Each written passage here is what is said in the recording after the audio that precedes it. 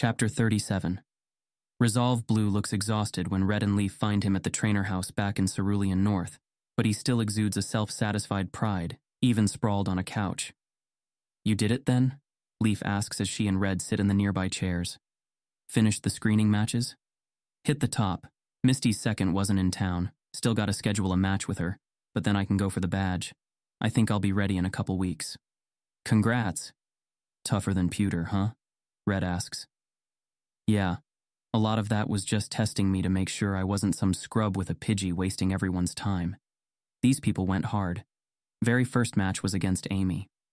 Red smiles. "Our Amy? From Viridian? Cool, how's she doing?" "Good. She got her badge already, staying on at the gym for a bit. Sends her regards." His eyelids are drooping down. "You should head to bed," Leaf says as Red checks the time. "Only 9, but they're still on a traveling sleep cycle, getting up and bedding down with the sun." "We can talk tomorrow." "No, I want to hear what you guys did first. What did Bill want?" Red and Leaf exchange a look. A soda, basically." Blue stares. "Also maybe something else," Leaf says. "He forgot, but he showed us around a couple of the labs and we talked about a bunch of stuff." "But he approved the plan," Red says. "Said we have a week to practice before we try for real. There's something else I want to talk to you guys about, though." He leans toward Blue. "You know how your sister is competing in the Pokemon Coordinator contest next week?" August 1st. It takes most of the morning for Red to search the local advertisements and find a psychic who matches his budget. With the coming windfall, he can afford to spend some now if it'll give him a leg up. As he waits for a response, he tries meditating again. His ability to focus isn't much better than the first time, but he keeps practicing throughout the day, determined to make some measurable progress from one day to the next. He also looks over the map of Bill's property the inventor sent him. After calculating how far the sound of the Wigglytuff's singing will travel, he scrolls through the map from one corner to the next, trying to find a location with the ideal conditions. The right amount of empty space surrounded by naturally obstructing hills or trees, but with more open space beyond that for the ring of sound. He wants to do it as close to the ranger outpost or Bill's house as he can, and quickly narrows his options down to 3 possibilities. He takes a quick break for lunch, where he meets Blue and Leaf at a nearby cafe to show them his notes and hear about their respective days training at the gym and reading the local news. They also check the Clefairy markets together, carefully marking the ones they want to buy and timing who will buy which of them when, spacing out the purchases. Afterward, it's right back to the trainer house for more meditation practice. He picks his Clefairy up from the transfer PC in the lobby, putting it immediately into storage. Much as he'd like to meet his new Pokemon, he reminds himself not to get attached. That night, he finds a private workroom in the trainer house and stares at his phone, working up his courage. This will be painful and manipulative, but he has to tell her sooner or later, and this is when he can make the most good come of it. Red takes his hat off and runs his hands through his hair, gripping it for a moment between his fingers. Then he drops his arms, picks up his phone, and dials his mom. The pleasantries go by quickly, and soon he finds himself stumbling over his words. "What is it, hun? Spit it out." Red takes a deep breath and explains what he learned from Narud, including how the psychic partition that might be keeping him from fully getting over his dad's death. "Oh, Red. Hun, I'm so sorry. I know you must be thrilled that you're a psychic. After you were so excited from learning Grandma was one, I remember how disappointed you were. But..." He can hear the tearful breath she takes and feels a stab of guilt. "This thing with your father. I know. It's a lot to take in. I didn't want to believe it at first, but there's definitely something stopping my powers from manifesting, and the feeling of that nightshade. I'm scared, Mom. I don't want to face something like that again, or worse. Have the partition break down like Narud said, and relive losing Dad again." Red wipes a tear away, voice hoarse as pain and loneliness wells up inside him. In a way, it's a relief to know that he's not lying to her. He shoves the feelings down, waiting until he has control of himself again before he continues. I really think I need to get a handle on this now. Of course, sweetheart. Of course, what can I do? I need lessons. I need to start learning how to use my powers. It's expensive, though. How much is each lesson? I can pay for them. No, thank you, but I just need access to my account. Oh no, Red, not your savings. I'll be okay, hon. I have some extra saved up. Let me help you with this. Just tell me how much you need and I'll send it to you. Damn it. If she pays for the lessons directly, he can't get the Clefairy. He was hoping to get another 2 before the contest, but it would totally empty his account and take a bit of borrowing from Blue or Leaf. He has almost exactly $1,800 to his name. Not enough for 2 Clefairy and psychic lessons. It would be better to wait on the lessons until after he sells the Clefairy. But he can't empty his account without showing a bill to his mom, and he did want to start the lessons as soon as possible. Well, buying 1 extra Clefairy is better than none. I'm still looking for the best deal, and some of them give bulk rates if I schedule more than 1 session at a time. Other lessons may be cheaper if I buy them on short notice, when they have a sudden opening from a cancellation. I did a lot of negotiating with psychics in Pewter for my paper, and I have to be careful to make every dollar count to get as many lessons as I can. I still want to help, Red. I can't let you pay it all yourself. You might need that money for your travels. Red sighs. Okay, how about we go a half and half then? Let me use my savings while I'm in Cerulean, and I'll send you the bill afterward, so you can put half back in my account whenever you have a chance. You're such a sweetheart.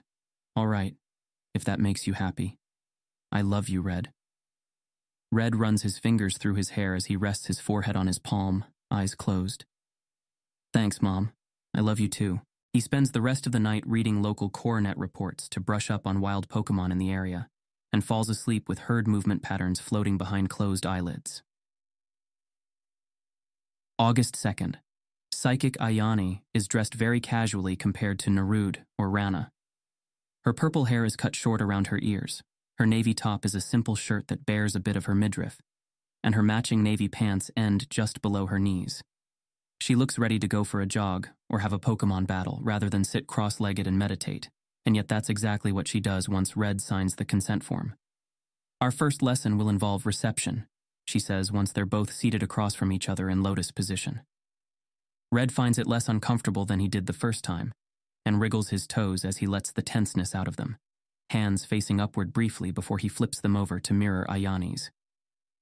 I don't know how your block operates, but it shouldn't interfere at all with this aspect, if you were able to feel a psychic mind touch yours before. I did, but it wasn't a pleasant experience, Red says, taking measured breaths to prepare himself and slow his racing heart. I'll attempt to be as gentle as possible, she assures him, and closes her eyes. He does the same. Are you ready? Give me a second. Inhale, 2, 3, 4. Exhale, 2, 3, 4. Inhale. Ready. First, I want you to understand what I'm doing. My mind is aware of others who pass nearby me, but that awareness is not connection. It's the difference between seeing someone in your peripheral vision and locking eyes with them. By focusing on one of the minds I sense, I can project toward it. Beginning. Now. Even braced for it, Red feels his skin break out in bumps as the second mind appears next to his own, almost entangled with it. He tries to focus on his breathing past the vertigo. After a few seconds pass, the sensation isn't any better, but it stops growing worse. He feels like he's balancing on a tightrope with one foot in the air. Are you able to continue, Mr. Varus? Yes, Red says between breaths. He keeps his voice quiet, his eyes closed. Sweat lines his brow and drips down the back of his neck. Every thought he has feels like it echoes, rebounding off the second mind beside his own, transferred along gossamer strands that connect them. Is this normal? No. Whoever told you about your partition was correct. Virtually all of your powers are being used to simply maintain it, and drawing them away to other tasks, even automatic ones like forming a connection, is taxing you beyond your endurance. Should we stop? Red asks, breath hitching between the words as his stomach cramps. He expects a flashback to the Spinarak's attack to come at any moment, but it seems like the after effect really has faded. Maybe he should start training it now and make sure. Not unless you want to. No. All right, I'm going to send across a feeling. I want you to tell me what it is. Red tries to prepare himself as he continues to focus on his breathing. He's proud of himself for not quitting despite the strain. This isn't so bad, actually, and now that he has the hang of it and knows what to expect, he's sure he can handle more. In fact, this whole partition thing probably isn't a big deal either. With a few weeks of training, he'll be able to get rid of it and… Oh. Optimism, Red says, breathing out, then in again. Confidence? Hope? Ayane says. Good. Next. Red breathes out, wondering if he'll notice his thoughts changing, as they're not influenced anymore.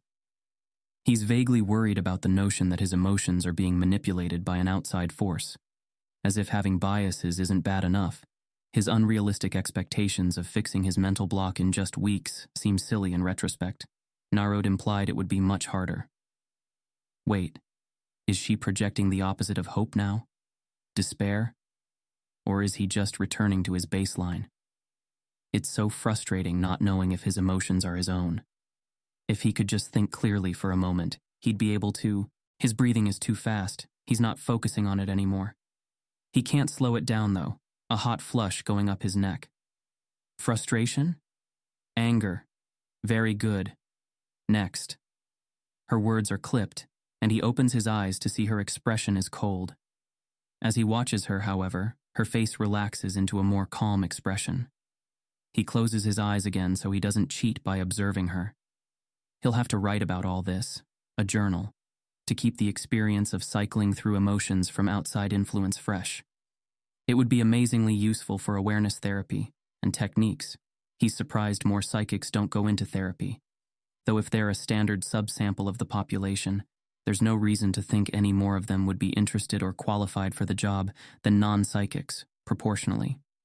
Still, it's got to be easier for them, right? He wonders if a psychic therapist would have helped him more when he was young. He liked his therapist, but he would have discovered he was a psychic much earlier if one had tried something like this with him. Breathing slowly in and out isn't so difficult now. His shirt is sticking to his back with sweat, and his stomach is still fluttering with nerves. But Red barely notices as he thinks about various applications of psychic powers in exploring the mind. Eventually, he remembers he's supposed to be trying to think of what emotion he is experiencing. But honestly, he doesn't feel anything unusual. He wonders if this is a control test, if she's not projecting anything to see how he reacts. Should he peek? How long would she wait before he doesn't get it? Maybe he just has to admit it himself. Don't feel anything, Red says between breaths. Supposed to? Yes. Red frowns, trying to focus harder. What is it? What's he missing? He should list his emotions. I'm uncomfortable physically. I'm nervous and anxious, but that's the partition thing. I don't think it's changed. I'm a little frustrated, but not a lot yet. Am I less frustrated than I would otherwise be? Is she projecting calm? Is calm even an emotion? It's just the absence of other emotions, isn't it? Can you project null emotions? His thoughts run along those lines for another dozen breaths, and he finally shakes his head. I give up. Curiosity. Red opens his eyes to see her smiling slightly. Curiosity is an emotion? Never mind. Course it is. I feel silly. But in my defense, he takes a deep breath to get the next part out all at once. I'm pretty naturally curious all the time, he gasps, one trembling hand rising to wipe sweat from his forehead before he returns it to his knee.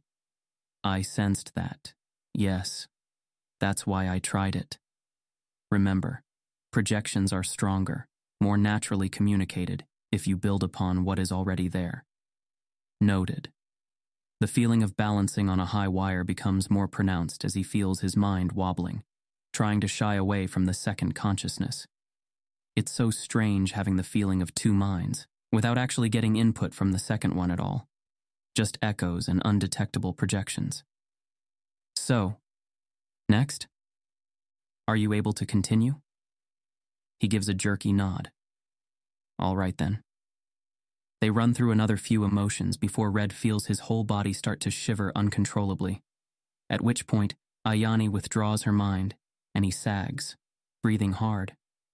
His muscles feel loose and watery, his mind like it's in a soft-shelled egg.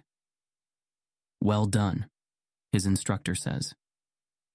I didn't expect the lesson to be so taxing on you, but you were still able to recognize most of them.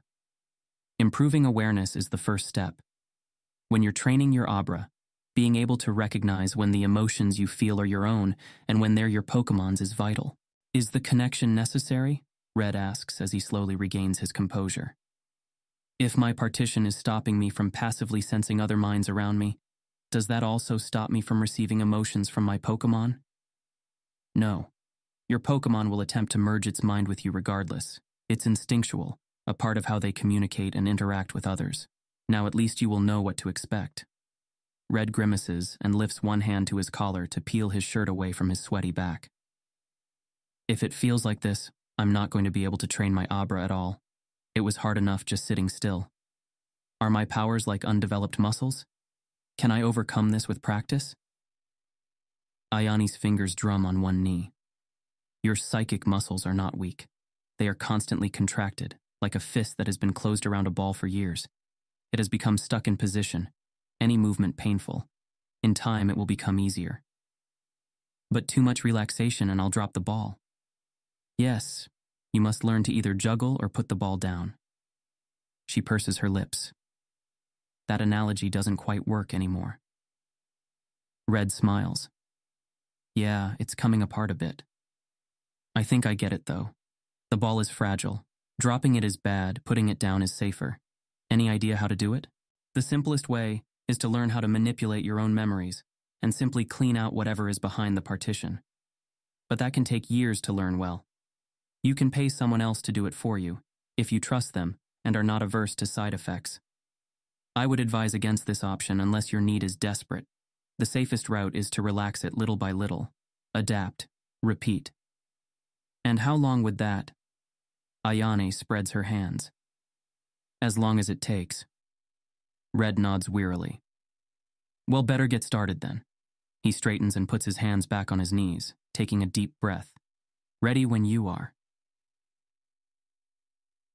August 3rd. Time. Blue presses the button on his aquascope, signaling Maturin to swim back to the surface. His Squirtle rockets back up with a powerful kick of her legs and swish of her tail. Blue raises his eyes from the goggles in the scope, losing sight of her beneath the water, just in time to see her round blue head breaking the surface of the pool. She opens her mouth wide, panting for breath. 1 minute rest, then back down. Set your own mark. Blue sets the timer on the aquascope, then tosses his Pokemon a berry, which she quickly snaps out of the air. As she rests, Blue looks around to see how the others are doing. The training room is filled with a series of isolated pools, each with a trainer standing beside them, aquascope in hand. Their Pokemon bob at the surface of their pools, catching their breath from being submerged during their underwater exercises. Among the numerous classes designed for teaching them how to train their Pokemon underwater, this one is particularly for amphibian Pokemon, who also need practice staying under for extended periods of time. Blue was having trouble getting Maturin to stay underwater for long enough to be a reasonable threat to water-breathing Pokemon. This class is supposed to help him ease the Squirtle into staying down longer and longer, but he finds the pace frustrating. He used a simulation program to try and train Maturin to stay underwater longer, but it only helped a little. When the timer hits 0, Blue sends his Pokemon back down along with the other trainers. He gives Maturin various commands to practice while she's submerged, and keeps his eye on the timer that's counting up now, waiting for the 5-minute mark. Squirtle can stay underwater for much longer if they don't move much, but to fight down there, she needs to be able to stay submerged for as long as possible. Blue presses his eyes to the scope to see Maturin swimming through the series of hoops spread out in the narrow but deep pool. He uses various buttons on the handle to send clicks through the water, directing his Pokemon down one hoop, then up through another 2. Time. Blue pulls his head up in irritation to check the timer. Only 5 minutes. He's sure Maturin can stay down longer. As the other Pokemon begin appearing on the surface, however, he can see the instructor looking at him and presses the button to recall Maturin back up. His Pokemon takes deep breaths and snatches more berries out of the air, then lies on its back and gurgles as it swims in lazy circles. "Another 1-minute break," the instructor yells out to the room, then walks toward Blue. He's an older man, trimmed beard going gray. Only one arm comes out of his shirt sleeves, the other sleeve folded and pinned around a stump. "Trainer Blue, was it?" he asks when he gets close enough, voice low so as not to carry to the closer trainers. "That's me.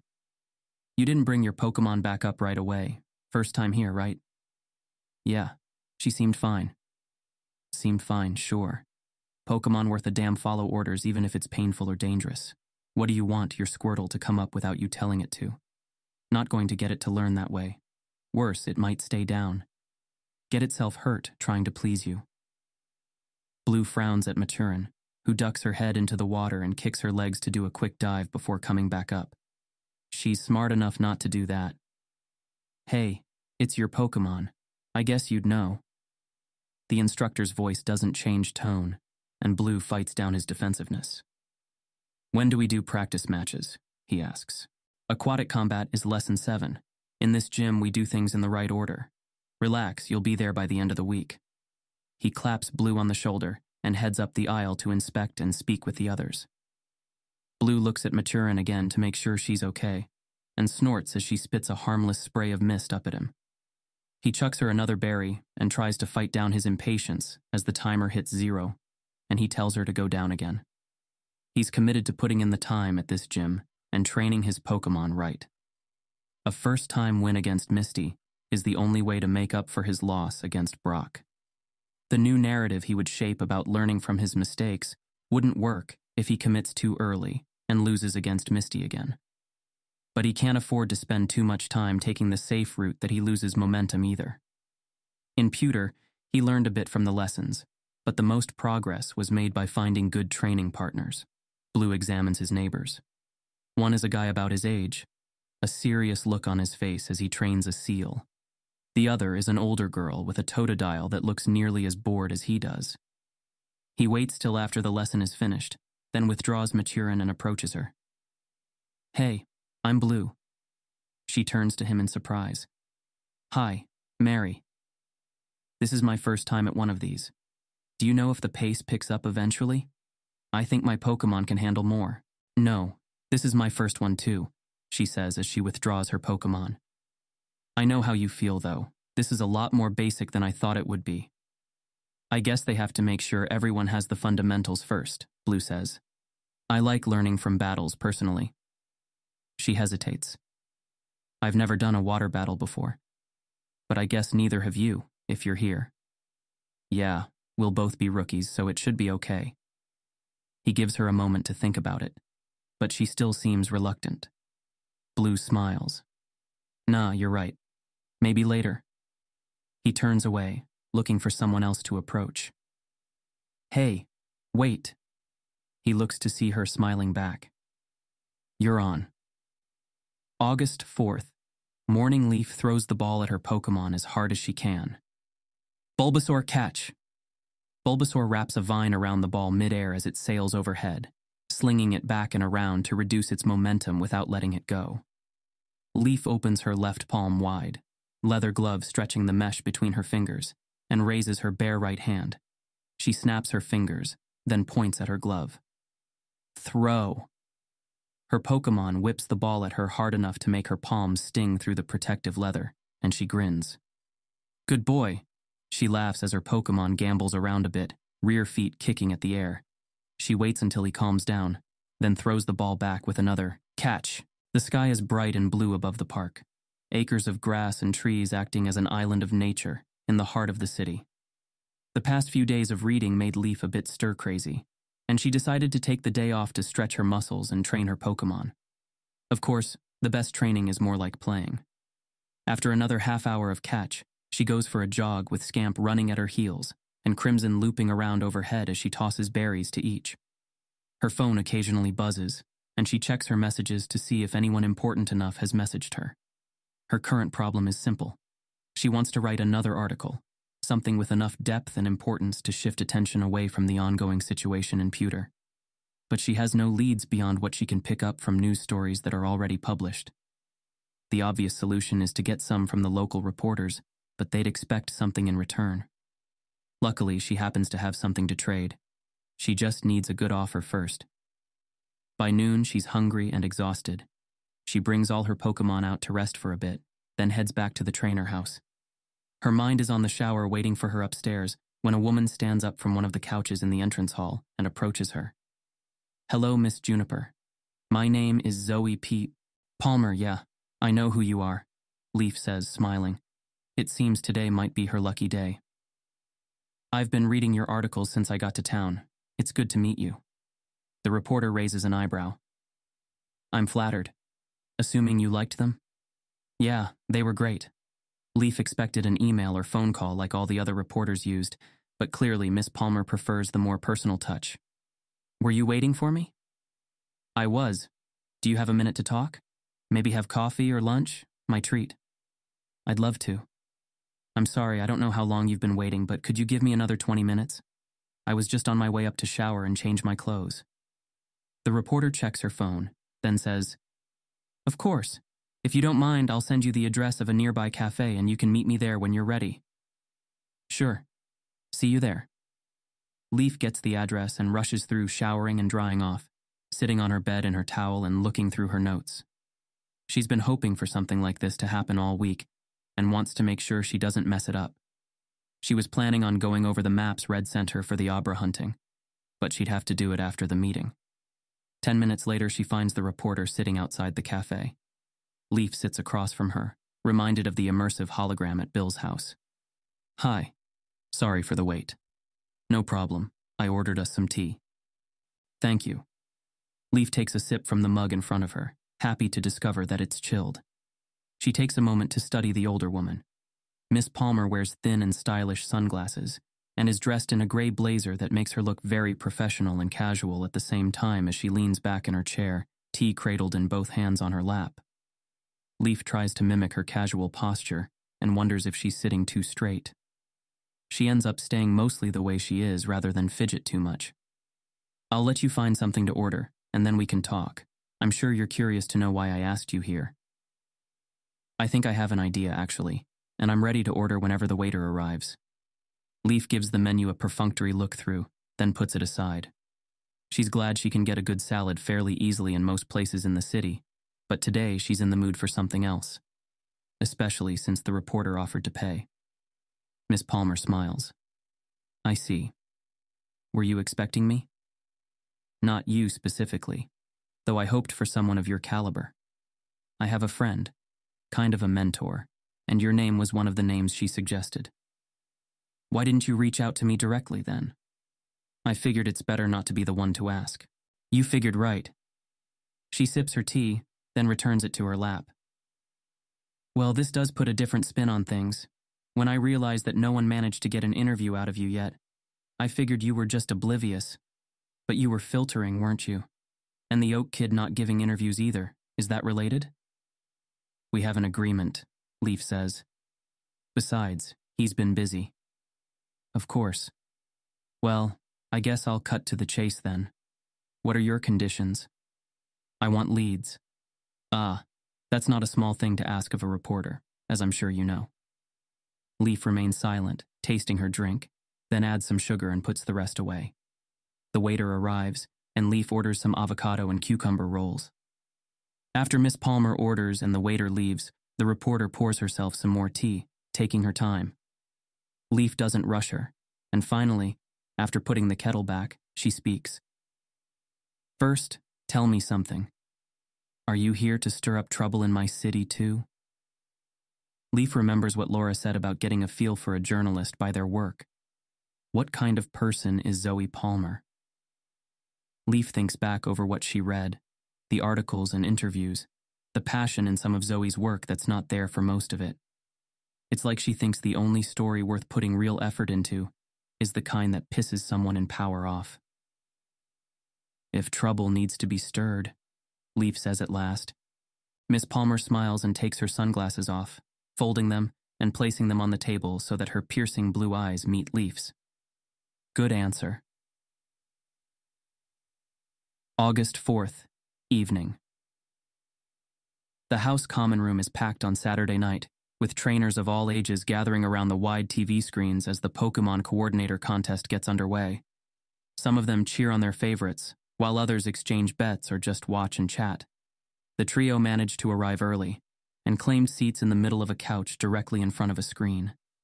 As more and more people crowd in around them, Red and Blue keep the encroaching bodies on either side from further squishing them together, as Leaf sits between them with a bowl of popcorn in her lap. Red enjoys the opportunity to relax with his friends, but even as he applauds and cheers for the various performances along with everyone else, a part of him is impatient to see how well their investment is going to pay off. He takes popcorn with his right hand, as his left keeps his phone out, watching as the prices of various Pokemon fluctuate after each performance. Most only get a mild bump. The highest so far was a 7% bump for Ninetales, after a trainer sent hers jumping through self-made spinning wheels of fire mid-air, and about a 10% jump for Magneton, Electabuzz, and Raichu after a trainer used his to put on a laser light show with eerily accurate electric bolts to pre-arranged equipment around the stage, accompanied by music and coordinated with a conductor's baton. By the time Daisy and Moonlight are next, the crowd is eager to see what could top that. Contest workers completely clear the stage to open up as much room as possible, then unpack some containers and assemble 6 large, colorful pinwheels in a circle around the middle. Red and Blue clap along with the audience as his sister takes the stage, and the conversations of the girls around them suddenly shift to Daisy's dress. A slim but complex, layered gown in various shades of pink that makes her look like a fairy princess. "Ooh, she looks gorgeous," Leaf says, leaning forward. Red is similarly entranced. She's done something with her hair, looping it back behind her head in the outline of wings. Red feels a warm glow in his chest as the remaining spark of his crush briefly rekindles. The judges introduce her, then signal for her to begin. She releases Moonlight with a flourish, sending the ball straight up into the air so precisely that it smacks back into her open palm a moment later, arm staying straight up until her Clefairy flutters to the stage from mid-air with its small wings. The crowd is absolutely silent as trainer and Pokemon turn to face each other. The camera focuses on Daisy's face as she closes her eyes, tilts her head back, and begins to sing. There's no amplification in the exhibition center. Instead, her microphone transmits directly to the earpieces of the thousands of viewers in the contest hall, and directly to the live feed. For Daisy and Moonlight, there's just the strength of her own voice, and shortly after, Moonlight's, her own microphone attached around her neck. Red tunes out the occasional murmurs of everyone around them as he lets himself get drawn into the trainer and Pokemon's haunting song and perfectly choreographed, if silly-looking, dance. It quickly becomes clear as she and Moonlight hop around in a circle that Daisy's dress, frilly though it is, has been tailored to avoid impeding her movement at all. "Metronome," Daisy says, and points, and a moment later a gust of wind from Moonlight sets one of the pinwheels spinning. As it does, gleaming sparkles of every color are flung out into the air, falling slowly in a rainbow haze. "Metronome," Daisy says again a few moments later, in the exact same pitch and tone, and a second pinwheel is blasted with wind. Red feels his excitement and awe growing as a third gust is sent out, then a fourth. If the metronome ability is dictated by the way the word is said, then Red expected a few mess-ups along the way, like his mom reported from seeing Daisy practice. 6 pinwheels for 6 gusts of wind. But in a row? Yes, there's the 4th. Then the 5th. Murmurs of surprise and disbelief are growing around the room as the trainers all watch Daisy instruct her Pokemon to use the notoriously random and unpredictable metronome ability with consistent pre-planned results. Red grins wide as the 6th pinwheel is hit, sending its own shimmering lights into the air. The first pinwheel is still spinning, though it's slowing down, and there's a period of about 10 seconds where the trainer and Pokemon dance and sing in the middle of a dazzling cloud of multicolored sparkles. As the pinwheels slow to a stop one by one, Daisy and Moonlight's song quiets before finally reaching an end, and there's a moment of silence and stillness as the last of the glimmering sparkles fade away. Then the trainer house and contest hall explode in applause and cheers at the same time. Blue sticks 2 fingers in his mouth and whistles, and a buzz of conversation quickly breaks out as people discuss what they just saw. The panning cameras in the contest hall show faces that aren't just dazzled but shocked, and Red can hear the wonder in the voices around him. 6 times. Can't believe. Trick, maybe? New TM? Obviously chose a safe move to demonstrate, but what else can she? Can't wait to try it. Red grins at his phone screen as the prices of Clefairy quickly jump beyond the small increase they got just from Daisy's reveal of what Pokemon she was using. He tracks the cheapest offers and watches the prices going up as some of the lowest ones get quickly bought out and others are taken down and relisted. 983, 1,322, 1,127, 1,232. Leaf leans over to watch, still applauding. How are we do whoa? Yeah, Red says as he puts his phone away and finally relaxes, a giddy feeling in his stomach as he grabs some popcorn. That'll do. The last price he saw at the bottom of the listings was $1,312, and the highest were over $3,000. Blue bought 4 Clefairy, Leaf 3, and Red used his savings and borrowed whatever leftover cash the other two had to get himself 2, giving him a total of 3. 3 Clefairy that he could sell for at least $4,000. That'll do just fine. August 5th. You've been practicing, Psychic Ayani says, as soon as he opens the door to let her in. Red smiles, breath trembling slightly as he exhales. As far as greetings go, it's gratifying that she noticed right away. Wasn't easy. No, I don't imagine so. She follows him into the room and sits, folding her legs beneath her. Red does the same, carefully. His body isn't weaker when he's like this, but it's harder to control appropriately, as if the signals from his brain are being occasionally scrambled on the way. I commend your progress, but is it wise to tire yourself just before our lesson? Red shakes his head. I didn't just start. I've been like this all morning. He breathes in deep as he settles into place. Her eyes widen. Explain, and calm yourself before you do, please.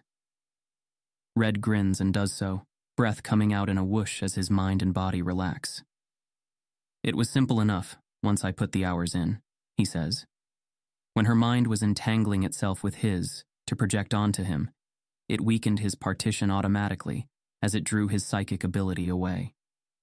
After their second session, when she taught him about how the state of one's mind could be influenced by the perception or memory it experienced, he saw the connection with his experience of his Spinarak's attack, and how just thinking about the effects made a weaker form of them trigger. You called it an impression, but I felt like that wasn't giving it enough credit, Red says.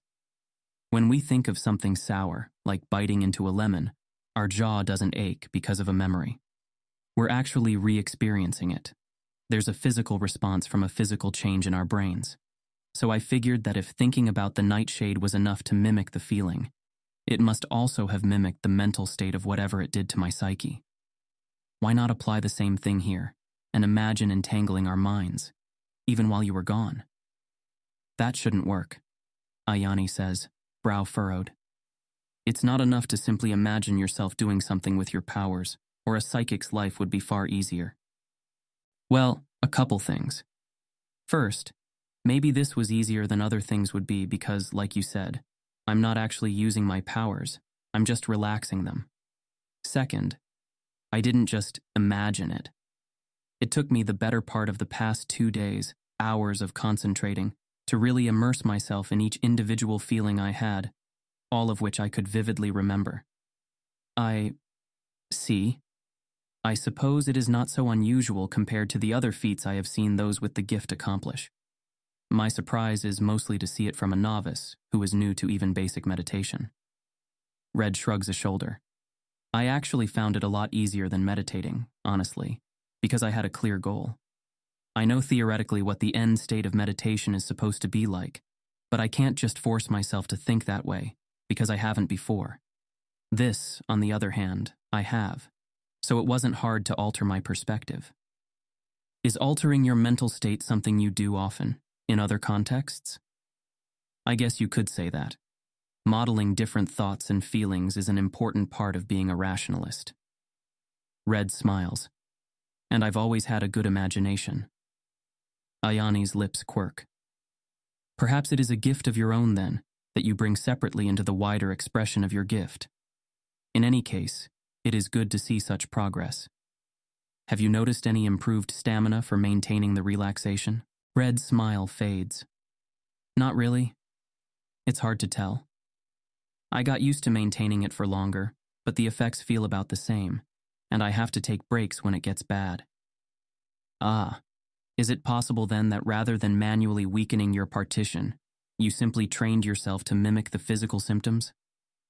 Ice floods Red's stomach. I didn't think of that. I don't think that's the case, though. It really does feel like... He realizes how silly he sounds. Can you check? Certainly. Enter the state again, and I'll begin. Red nods and closes his eyes. He focuses on his breathing, then begins to shift his consciousness into what he's been calling balancing on a tight wire. He goes down the mental checklist that he wrote out in his notebook after his first lesson and memorized after his second when Ayani told him about impressions, and he decided to try inducing it himself. First, the sensation of the second mind approaching his, taking up residence in his own, separate and alien. A thrill of nerves goes up his spine as he imagines it there, in his head, watching, waiting. Then the feeling of it echoing him, muted reflections of what he thinks and feels over threads like fiberglass wires. Red's breath stutters in his throat as he finally feels his mind tilt and his skin horripilate. He focuses on his breathing and waits until he feels stable, then says, "Ready." The pseudo-mind he imagined is almost immediately replaced by a real one, twisting in his thoughts as he lets out a shuddering breath. So, I can still tell when a real psychic mind is connecting to mine. Good. Is there any additional strain? No, it's fine, Red says between breaths as he opens his eyes. Same as usual. Excellent. And your thoughts do not seem as distracted or unstable. Really? Haven't you noticed that your speech isn't as impaired? He blinks. I haven't really been talking while trying it before. Huh. I guess it really has been helping. This is great. She nods. It's quite encouraging. Now, let us continue our lesson. Oh? You have something else in mind? Red feels chagrin at the reminder that she can sense the surface of his thoughts. If you don't mind, now that I know I've successfully mimicked a brain state, would you mind if I try some others to see if I can do the same for them? He takes out his notepad and pencil. I want to try and collect as many as I can to practice them between lessons. These brain states are the result of your mind exercising its powers in a different way. I would have to draw them into another configuration for you to experience a new one. Is that bad?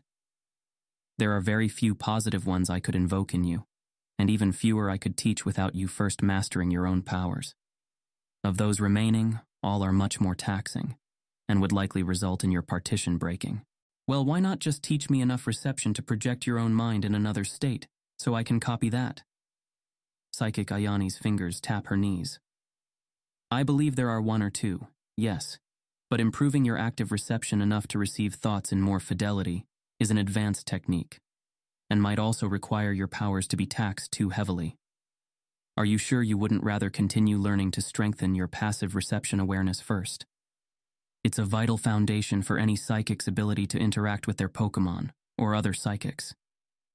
Red hesitates, then nods. Okay, I guess you'd know best. But maybe at the end of the lesson we could try one? Ayane smiles. As you wish. I believe I can think of one that might be interesting to you. August 6th. Go, Maturin. Blue's Squirtle materializes next to the pool and burbles in excitement upon seeing it. Looks like we had the same thought, Mary asks with a smile from the other side of the training room. She takes out a dive ball and summons her Totodile from it. Blue reclips his new dive ball to his belt. Yeah, I was planning to upgrade her ball to one eventually anyway, and I'm coming into some money soon, so this was a good excuse to do it. Did you just pick it up? I thought you'd be here earlier. Sorry about that. I was running an errand for a friend. Red had him and Leaf doing drills in preparation for the Abra catching.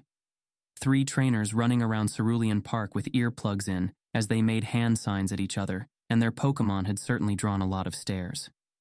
Ready? Yep, third hit again? What do you say we make it first blood? She glances at him in surprise as she puts her bag on the ground and kicks off her sandals. Trying a new attack? No, just want to get her used to more dangerous fights. Sure, I guess. Blue smiles. The two of them have jumped leagues ahead of the other newbies at the gym, even with some mistakes early on. He empties his pockets and shucks off his shirt and sandals too, then puts his goggles on and bites down on the mouthpiece of his oxygen tube. After giving her a thumbs up, he jumps into the water feet first. The water is cool without being cold. Blue breathes out through his nose, bubbles rising to the surface as he sinks lower.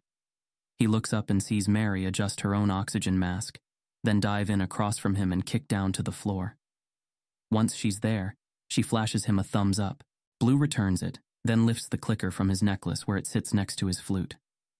Their Pokémon swim about on the surface until he brings Maturin down with a few quick clicks. Mary uses a copper tube that rattles when she shakes it.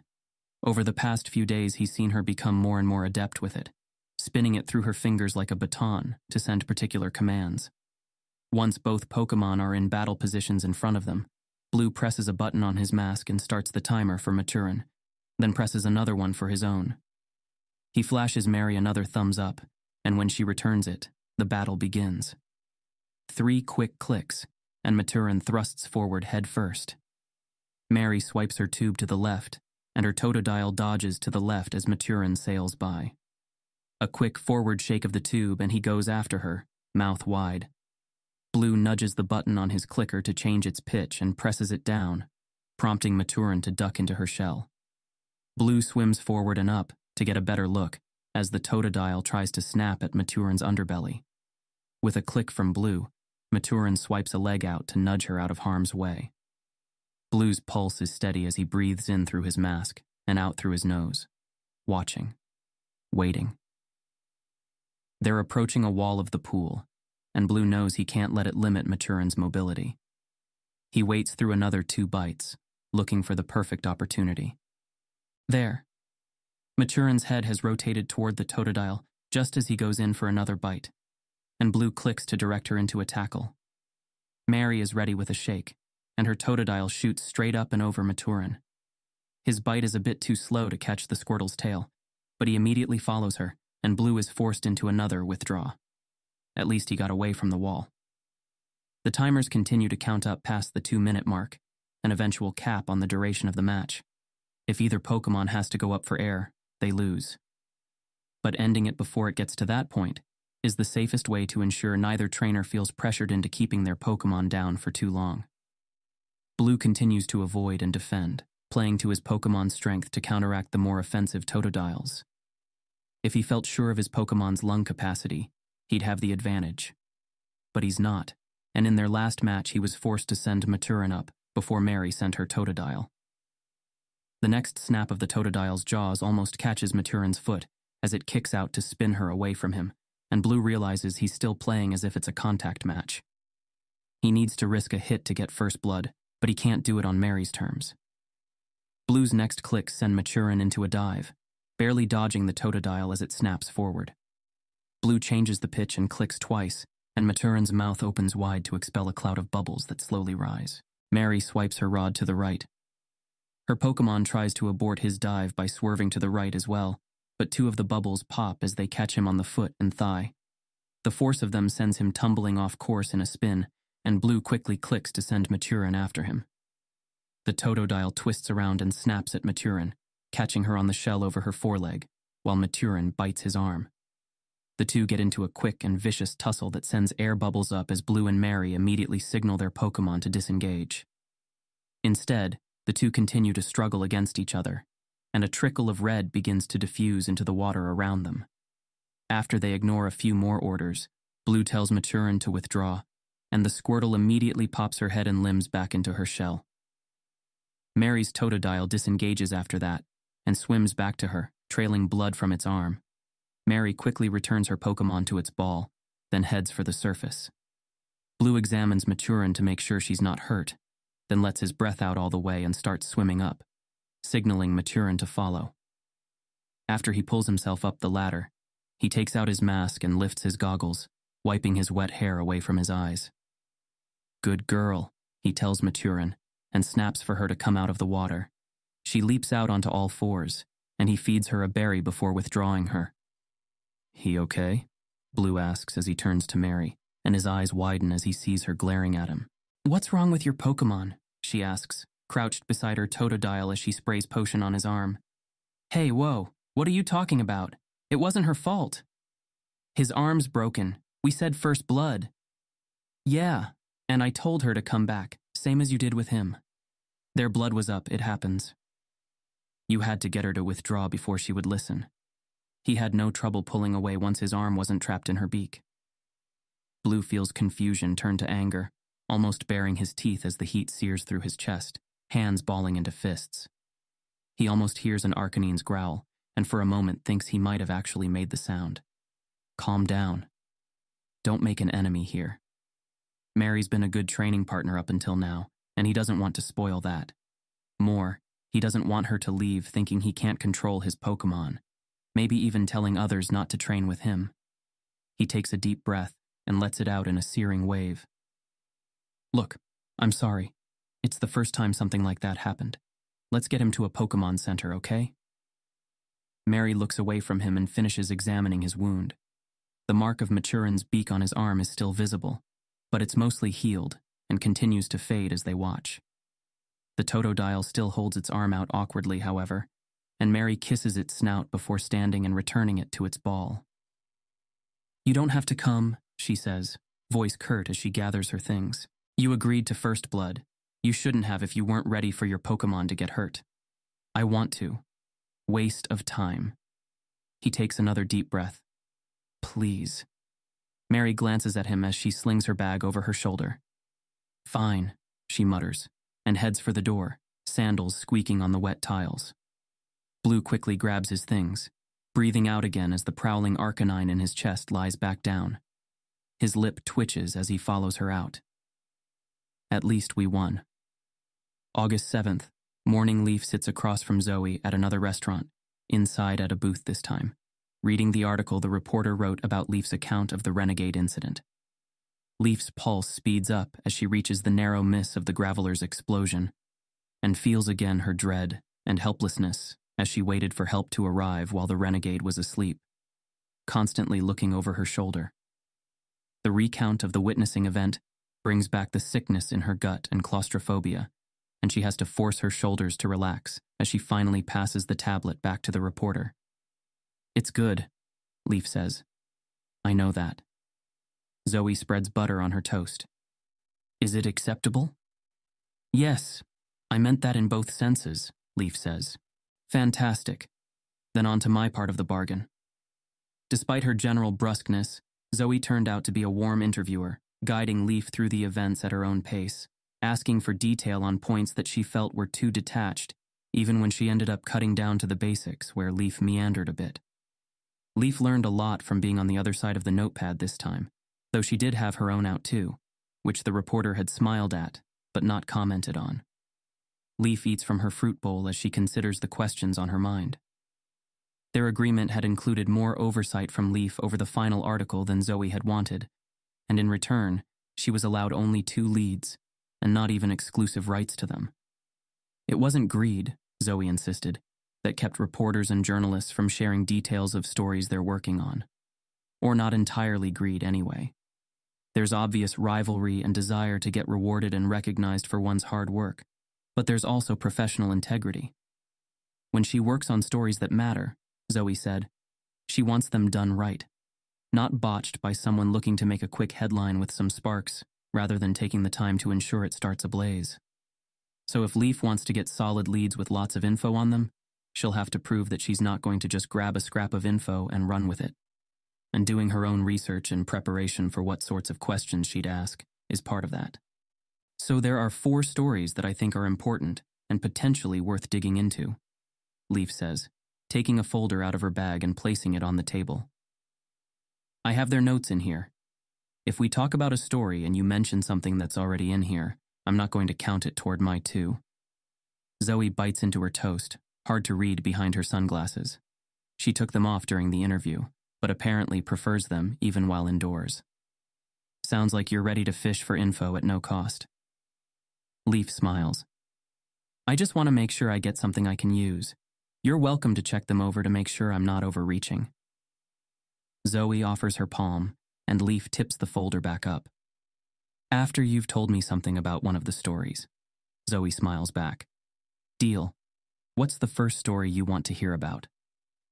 Leaf considers her options a moment. What's the deal with the Sylph and Cerulean General merger that so many people are concerned about? From what I read, it seems like there's some corruption going on behind the scenes, but I didn't dive into the legalese. I don't want to commit more time to it unless I know something important is going on. That one's a bit dense, yes. Sylph's market share is already growing dangerously close to monopoly status, and even if it brings lower prices in the short term, people are concerned at how easy they seem to find it to get laws changed to their benefit. There's no actual proof of backroom dealing, though? Some hints, but not enough for anyone to take action. What about the Harton scandal? The timing was convenient. Harton was a member of the regulatory board who had emails leaked showing him attending illegal Pokemon fighting rings. Zoe lifts her cup of juice and takes a sip. You put that together? It wasn't hard. I just made a list of all the people in positions of power and checked if anything happened to them or their families. I was thinking of blackmail being followed up on, but that one seemed more direct. Zoe nods. Yes, it's suspicious. Harton won't talk, though. If he was brought down for getting in their way, there must be something more they have on him that he's worried about. Leaf sighs. That's about what I had on that. You can check if you want. Zoe flicks her hand to the side. I gave you nothing even if you didn't have anything. Not a bad story to pursue, but I've got nothing on it, or I'd be doing it myself. Well, I'll probably still do some digging just in case. Let's see, what else? She taps her foot against her chair leg as she spears some honeydew on her fork and bites into it.